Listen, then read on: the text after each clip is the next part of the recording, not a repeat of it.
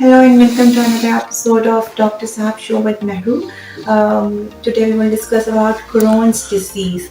Crohn's disease basically एक type of inflammatory disease है जो कि million of people को worldwide affect कर रही है.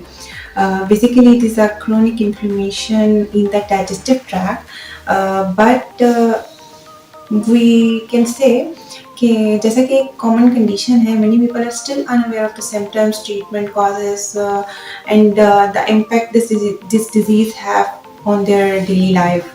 So today we have Dr. Heather with us, and we will share his expert knowledge and insight about this disease to help raise awareness and provide support to those who are living with Crohn's disease. Let's welcome Dr. Heather. How are you, Dr. Saab? Hello जी, अस्सलाम वालेकुम। महबूब, क्या हाल है आपके? ठीक है? Alhamdulillah, I'm good too. Okay, let's start our show. Dr. Sahab, please tell our viewers what is exactly Crohn's disease and on which part it affects. तो इसमें सबसे पहले इस बात को समझने की ज़रूरत है कि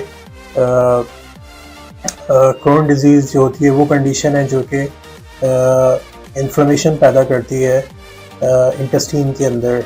मतलब ये कहीं भी हो सकती है, मतलब ये माउथ में भी हो सकती है और ये जो होती है ये through out any part of the intestine. For example mouth से स्टार्ट करें तो पूरा जितना भी मतलब एसोफेगस हो गया, स्टमक हो गया, और फिर स्मॉल इंटेस्टाइन है, लार्ज इंटेस्टाइन है, और फिर मतलब रेक्टम है और एनस है। Through out the GI tract crown disease जो होती है कहीं पे भी कॉज कर सकती है इन्फ्लेमेशन, और कहीं पे भी हो सकती है। तो और इसके अंदर इन्फॉर्मेशन कहीं पे भी हो सकती है गट के अंदर। तो सबसे पहले इस बात को अंडरस्टैंड करने की ज़रूरत है कि स्मॉल इंटेस्टाइन के अंदर के कौन से पार्ट हैं और लार्ज इंटेस्टाइन जो होती है उसके अंदर कौन से पार्ट होते हैं। तो सब स्मॉल इंटेस्टाइन जो होती है स्टार्ट होती है मतलब अब जैसा कि आपको पता है कि जब हम खाना खाते हैं तो सबसे पहले एसोफेगस में जाता है, और मतलब माउथ में, फिर फेरिंग्स में, फिर एसोफेगस जो होता है वो अटैच होता है स्टमक के साथ। तो स्टमक के जस्ट आफ्टर स्टमक जहाँ पे एंड होता है वहाँ से जो होती है आप कहने कि स्मॉल इंटेस्टाइन स्टार्ट होती है जो कि ड्यूडेनम, जेजुनम और इलियम, ये तीन पार्ट जो होते हैं ये स्मॉल इंटेस्टाइन के होते हैं, ड्यूडेनम, जेजुनम, इलियम। इसके बाद लार्ज इंटेस्टाइन स्टार्ट होती है, ठीक है। उसके अंदर लार्ज इंटेस्टाइन जो होती है फिर जो सबसे इम्पोर्टेंट बात समझनी है कि इलियम जहाँ पे अटैच करता है लार्ज इंटेस्टाइन के पार्ट से, जो जिसको असेंडिंग कोलन कहते हैं, जहाँ पे अपेंडिक्स की भी लोकेशन वहीं पे होती है। इलियम जहाँ पे अटैच कर रहा होता है लार्ज इंटेस्टाइन के पार्ट के ऊपर, उस जगह पे क्रोन डिजीज़ की मोस्ट कॉमन कंडीशन वहाँ पे होती है। क्रोन डिजीज़ यूजुअली स्टार्ट वहाँ से होती है, कॉमन नहीं, लेकिन वो कहीं पे भी हो सकती है, फ्रॉम माउथ टू एनस।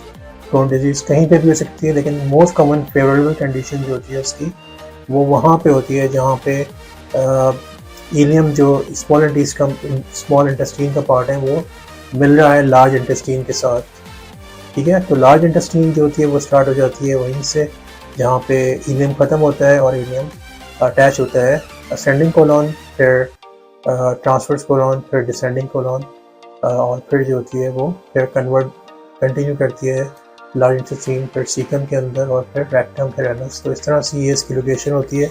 तो ये हमें पता चल गया कि इसकी लोकेशन क्या होती है क्रोन डिजीज़ की। Okay, that sounds pretty serious. In which age group Crohn's disease particularly affects? Usually जो होती है क्रोन डिजीज़ जो होती है इसकी मोस्ट कॉमनली जो होती है मतलब वो बच्चों में ज़्यादा होती है, जो टीन एज होते हैं, मतलब टीन एज बच्चों में ज़्यादा प्रेजेंटेशन होती है इनकी। फॉर एग्जांपल जो अर्ली 20s के अंदर हैं या फिर अर्ली 30s के अंदर हैं, जो मतलब 20s में या 30s में, उनके अंदर ये इनकी प्रेजेंटेशन जो होती है ना बहुत ज़्यादा कॉमन होती है। Okay, Dr. Saab, you said that Crohn's disease is a type of inflammatory bowel disease. Can you please tell us where inflammation occurs and on which parts, or from which part it starts? Alright जी, ये मैं आपको यहाँ पे थोड़ा सा दिखा भी देता हूँ इस मॉडल के अंदर। अब आप ये देखेंगे इसके अंदर ये आपको इंटेस्टाइन नज़र आ रही है। थोड़ा सा ये यहाँ पे फॉर एग्जांपल ये यहाँ पे स्टमक है, ठीक है। स्टमक जो होता है ये इसका जहाँ पे स्टमक ख़त्म होता है ये तो वो स्टमक जो होता है वो अटैच होता है ड्यूडेनम से। ये आपको पीछे ड्यूडेनम नज़र आ रहा होगा, ड्यूडेनम, जुजिनम, इलियम। और ये जो होता है इसको मैं आपको निकाल के भी दिखा देता हूँ। वैसे तो ये इसकी है, लेकिन मैं आपको इसमें निकाल के दिखा देता हूँ कि जैसे ये स्टमक है, ठीक है। स्टमक जो होता है वो अटैच होता है, ये स्प्लीन है यहाँ पे। तो स्टमक जो होता है वो अटैच होता है ड्यूडेनम के साथ, सही है। तो ये स्टमक जहाँ पे एंड होता है वहाँ पे जो होता है इस तरह से कह लें कि ये इसका इस तरह से होता है ये। तो इसका ये ड्यूडेनम के साथ अटैच है। ड्यूडेनम का फर्स्ट पार्ट है ये ऊपर, दिस वन ड्यूडेनम का सेकंड पार्ट है, और ये ड्यूडेनम का थर्ड पार्ट है। बीच में इसके पैंक्रियाज आता है, ठीक है। पैंक्रियाज है जहाँ पे ये जो होता है ड्यूडेनम के साथ अंदर जाता है इसके सेकंड पार्ट के साथ। तो यहीं से जो इंसुलिन वगैरह हमने डिस्कस किया था टॉपिक, यहीं से beta cell, alpha cell, beta cell insulin secrete कर रहे होते हैं जो कि ग्लूकोज को कंट्रोल करता है और उसको ब्लड सेल्स के अंदर भेजता है यहीं से, ठीक है। तो यही पार्ट जो होता है फिर इसका जो होता है ये मैं आपको इसमें से दिखा देता हूँ कि ये जो होता है ये लार्ज इंटेस्टाइन है।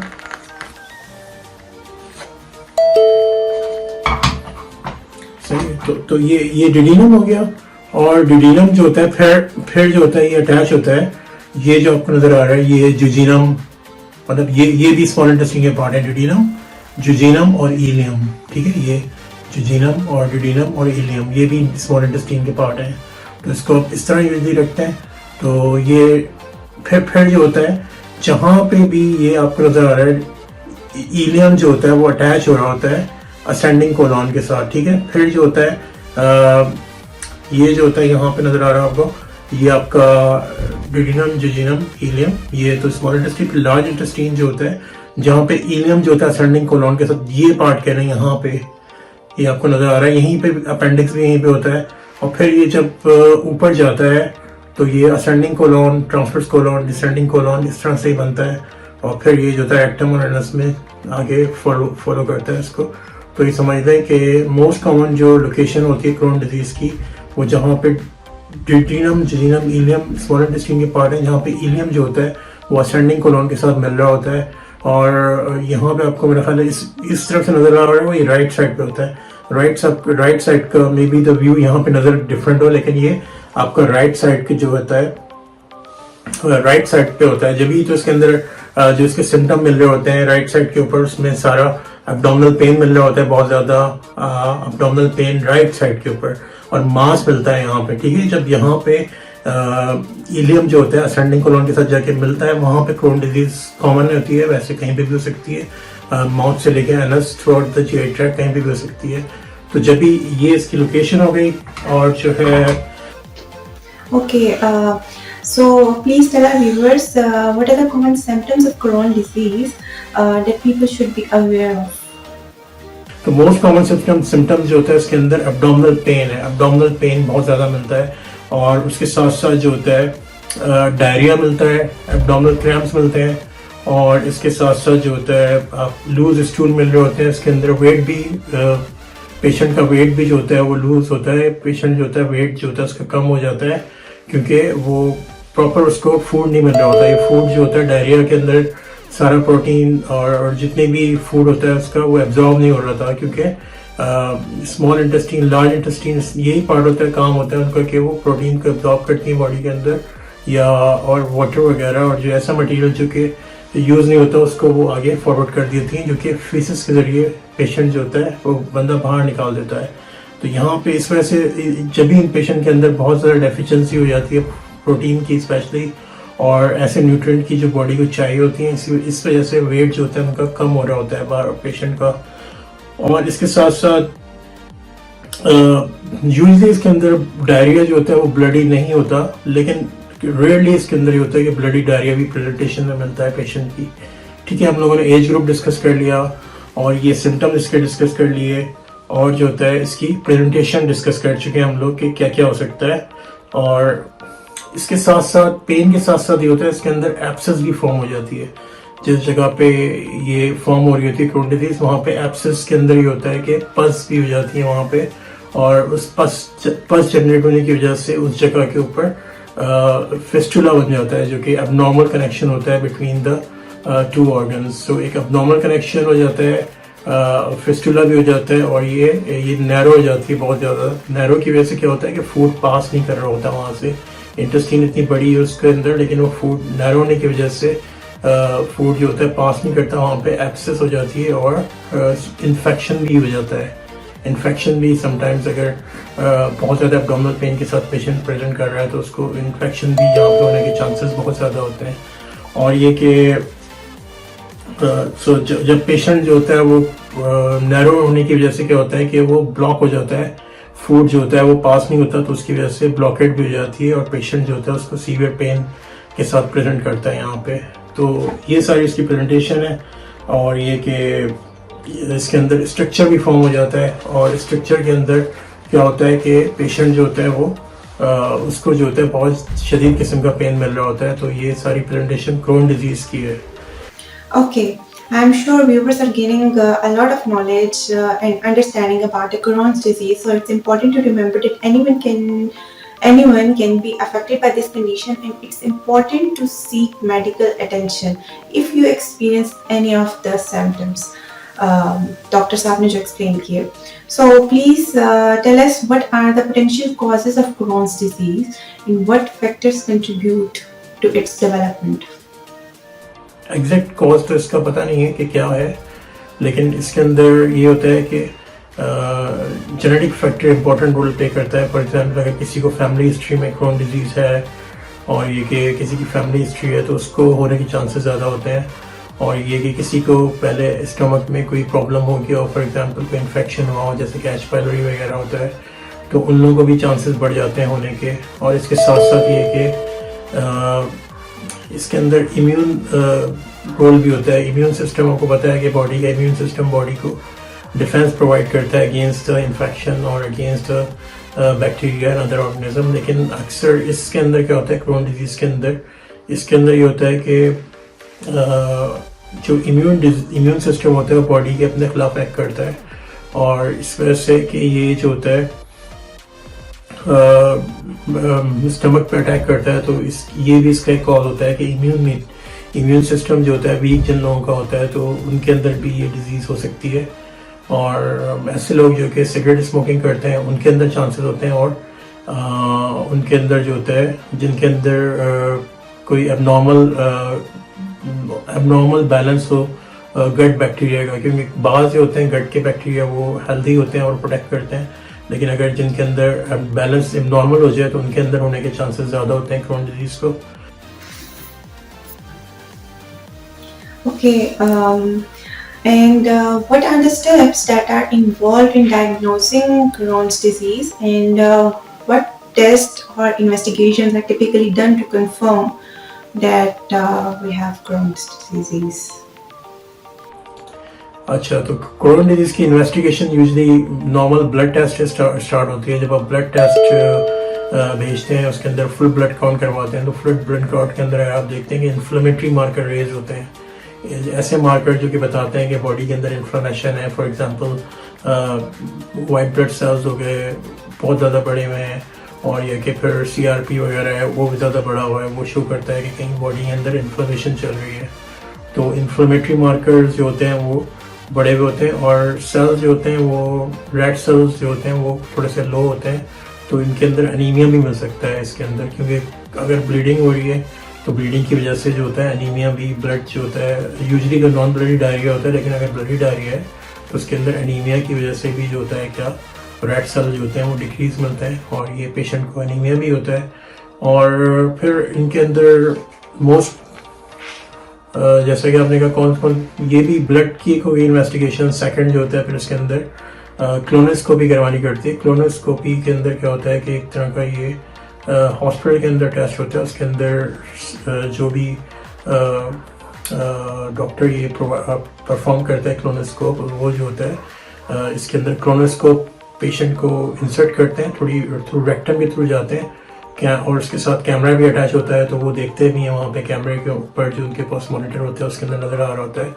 तो वो पूरा कैमरा फिर रेक्टम के थ्रू जाके मतलब एनस से फिर डिसेंडिंग कोलॉन से फिर ट्रांसफर, फिर असेंडिंग कोलॉन तक पहुँचते हैं। फिर असेंडिंग से वो देखते हैं वहाँ पे अगर वहीं पर है फॉर एग्जांपल इलियम और असेंडिंग कोलॉन जहाँ पे अटैच हो रहा है, तो वो वहाँ पे उस एरिया को मॉनिटर करते हैं। वो देखते हैं कि वहाँ पे काफ़ी स्वेलिंग है या थिकनेस है वहाँ पे उस जगह के ऊपर जहाँ पे जो होता है असेंडिंग कोलॉन जो होता है या मिल रहा है। फॉर एग्जांपल यहाँ पे कह रहे हैं, तो यहाँ पे अगर वो पहुँचते हैं तो कैमरे में नज़र आ रहा होता है, तो वो देखते हैं वहाँ पे भाई स्वेलिंग है, इनफैक्ट इन्फ्लेमेशन है, थिकनेस है। तो वो क्या करते हैं कैमरे के थ्रू ही, क्रोनोस्कोप के थ्रू ही जो होते हैं वो वहाँ से टिश्यू निकाल लेते हैं वहाँ का और उसको बायोप्सी के लिए भेज देते हैं। तो और वो जब बायोप्सी करवाते हैं तो उसके अंदर देखते हैं कि अगर कोई इन्फ्लेमेशन है, इन्फेक्शन है या जो भी है, तो उसके अंदर पता चलता है कि क्रोन डिजीज़ है, तो अब नॉर्मल सेल्स वहाँ पे मिल रहे हैं। तो इस तरह से इसको डायग्नोज करते हैं इसके ऊपर क्लोनोस्कोपी के ऊपर। इसके अलावा भी इसके अंदर कोई स्पेशल एक्सरे टेस्ट भी करते हैं जिसके अंदर जो होता है वो पेशेंट को कहते हैं कि ड्रिंक करो, वो जो मटेरियल होता है तो वो जब वो ड्रिंक करता है तो उसको मॉनिटर करते हैं एक्सरे के थ्रू। अगर वो देखते हैं कहीं फ्लिंग डिफेक्ट है या कहीं पे नैरोइंग है, स्ट्रक्चर है, तो वो एक एक्सरे होता है उसको उसके अंदर नज़र आता है कि कहीं पे नैरोइंग है इंटेस्टाइन के अंदर, या फिर अगर वो मटेरियल वहाँ पे नहीं पहुँचता जो आपने ड्रिंक किया है और बाकी जगहों पे पहुँच रहा है, और जहाँ पे बहुत ज़्यादा कम पहुँच रहा है तो वो देखते हैं कि फ्लिंग डिफेक्ट है या नैरोइंग है, तो इसके थ्रू पता चलता है। और इसके साथ साथ जो होता है इसके अलावा सीटी स्कैन भी इसके अंदर करवाते हैं। सीटी स्कैन पे भी पता चलता है कि यहाँ पे जो होता है कोई थिकनेक है या कोई ब्लॉकेड है यहाँ पे, तो इसके थ्रू भी पता चलता है सीटी स्कैन। तो ये सारी इन्वेस्टिगेशन है इसके अंदर। ओके, हमारे व्यूअर्स डेफिनेटली ट्रीटमेंट ऑप्शंस के बारे में भी जानना चाहेंगे। सो प्लीज डॉक्टर साहब tell us what are the treatment available for Crohn's disease. Treatment जो होती है इसकी यूजुअली, जैसे कि आपका क्वेश्चन है ट्रीटमेंट के बारे में, तो ट्रीटमेंट जो होते हैं इसके अंदर डिफरेंट ट्रीटमेंट यूज़ करते हैं। सबसे पहले तो इसको मतलब ट्रीटमेंट जो होते हैं इसके अंदर टैबलेट ही होती है, यूजुअली स्टेरॉइड टैबलेट यूज़ करते हैं। उसके साथ साथ सपोजिटरी या एनेमा भी यूज़ करते हैं जिनको बहुत ज़्यादा जो होता है डायरिया हो रहा है, या वो लोग ऐसे लोग जिनको बहुत ज़्यादा एब्डोमिनल पेन है, डायरिया है, तो उनके अंदर ये एनेमा भी देखते हैं, उससे थ्रू बॉल को क्लीन करते हैं और ये करते हैं। और कभी कभार मतलब इसके अंदर इंजेक्शन भी देते हैं, पेशेंट को इन्फ्यूज़ करते हैं ऐसे एजेंट जो कि उसकी इन्फ्लेमेशन को रिड्यूस करते हैं। ठीक है, इंजेक्शन भी और कुछ इन्फ्यूजन भी देते हैं। और डाइट यहाँ पे बहुत ज़्यादा इंपॉर्टेंट रोल प्ले करती है, क्योंकि इसमें होता ही है क्योंकि पेशेंट का वेट लूज हो रहा होता है और वो पेशेंट एब्जॉर्ब नहीं कर रहा होता प्रोटीन, तो उसकी वजह से उसको डाइट बहुत ज़्यादा इंपॉर्टेंट है। तो इसके अंदर स्पेसिफिक डाइट भी हाई प्रोटीन या इस तरह की डाइट होती है जो कि खाली डाइटिशियन प्रिस्क्राइब करते हैं। तो उनको उसकी डाइट की वजह से क्या होती है, वो इन्हीं लोगों के लिए बनती है। मतलब जिन पेशेंट्स को क्रोन डिजीज़ होती है तो उसके लिए स्पेसिफिक डाइट होती है। वो क्या करती है, वो डाइट स्पेसिफिक वो उसकी लाइनिंग जहाँ पे इनफैक्ट इन्फ्लेमेशन हो रही है उसको रिड्यूस करती है और स्वेलिंग को कम करती है। तो ये स्पेसिफिक डाइट भी उनको देते हैं ताकि इससे पेशेंट की इन्फ्लेमेशन रिड्यूस करती है, सिम्टम्स के काफ़ी बेहतर होते हैं और पेन कम होता है उनका।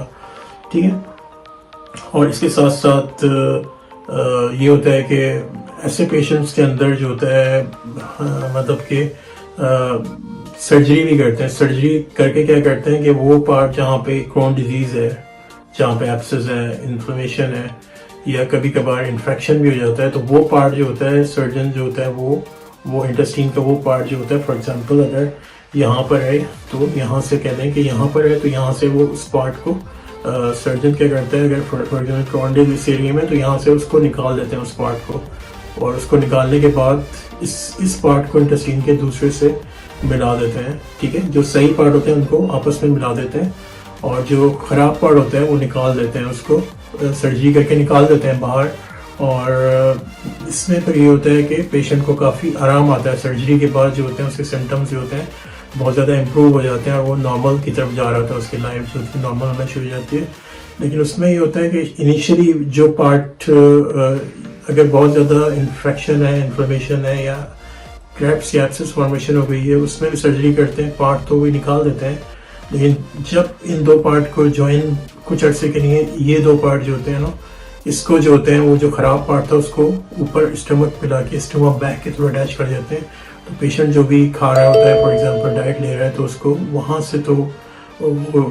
से स्टमक बैक अटैच होता है, तो वहाँ से निकल रहा होता है वो सारा, ठीक है। फिर लेकिन उसमें गैप देते हैं कुछ अर्से का, अगर पेशेंट बेहतर हो जाता है तो दोनों part normally stomach back attach निकाल देते हैं और पेशेंट के दोनों पार्ट ज्वाइन कर देते हैं। इसको एनास्टोमोसिस फॉर्मेशन होती है, ये एनास्टोमोस फॉर्म कर देते हैं। इसमें डिफरेंट तरह के एनास्टोमोसिस होते हैं, साइड टू साइड या फिर एग्जैक्टली एक जैसे एनास्टोमोसिस होता है। फिर वो लीक टेस्ट करते हैं इसके अंदर, एक एनास्टोमोसिस बनाने के बाद देखते हैं कहीं लीक तो नहीं हो रहा है ये। तो इस तरह पेशेंट को सर्जरी के बाद काफ़ी फ़ायदा होता है। लेकिन ये कि इसके अंदर ये होता है क्रोन डिजीज़ के अंदर, इसके अंदर रिलैप्स बहुत ज़्यादा कॉमन होता है। फॉर एग्जांपल सर्जरी करके आपने उसको सही तो कर दिया, लेकिन इसमें चांसेस होते हैं पेशेंट को दोबारा हो जाए, फॉर एग्जांपल यहाँ पे ना हो तो किसी और पार्ट में हो जाए। तो इसके अंदर ये क्रोन डिजीज़ के साथ ये इशू होता है कि इसके अंदर रिलैप्स बहुत ज़्यादा कॉमन होते हैं। तो इसके अंदर बार बार पेशेंट को मॉनिटर करना पड़ता है, एवरी 3 मंथ्स, एवरी 6 मंथ, या किसी की फैमिली हिस्ट्री होती है उनको मॉनिटर करना पड़ता है। तो इसके साथ साथ आजकल जो होती है क्रोन डिजीज़ को सर्जरी करने के लिए मतलब काफ़ी लेटेस्ट टेक्निक यूज़ करते हैं, की होल सर्जरी। उसके थ्रू ये होता है कि की होल सर्जरी के थ्रू जाके सिर्फ वही पार्ट रिमूव कर देते हैं और उसको पूरा मतलब उसको कट करने की ज़रूरत नहीं पड़ती किसी और पार्ट को। और ये कि इसमें पेशेंट जो होता है सर्जरी से उसको बहुत ज़्यादा फ़ायदा होता है। और लेकिन रिलैप्सेस इसके अंदर बहुत ज़्यादा कॉमन होते हैं क्रोन डिजीज़ के अंदर। तो ये क्रोन डिजीज़ के बारे में तो आपके इसके रिलेटेड जो भी क्वेश्चंस और कमेंट हो प्लीज़। ओके डॉक्टर साहब, thank you so much for having with us. आपने बहुत अच्छा एक्सप्लेन किया रिगार्डिंग क्रोन्स डिजीज़। डेफिनेटली हमारे व्यूअर्स को बहुत हेल्प मिली होगी क्रोन्स डिजीज़ के बारे में अंडरस्टैंड करने को। So thank you so much. We will definitely invite you for another topic. And there you have it, folks. A comprehensive overview of Crohn's disease. We hope that this information has shed some light on the condition and provided some valuable insights for those who may be living with it. So, please remember, it's important that Crohn's disease is a chronic condition that requires ongoing management, but with the right treatment and support, people with Crohn's disease can lead full and productive lives. Thank you so much for tuning in, and don't forget to subscribe our channel. And also don't forget to join us next week for another informative show. Okay viewers, अब मैं रुक पे जा सकते इंशाल्लाह एक नए topic के साथ दोबारा हाजिर होंगे। Till then, Allah Hafiz and stay well.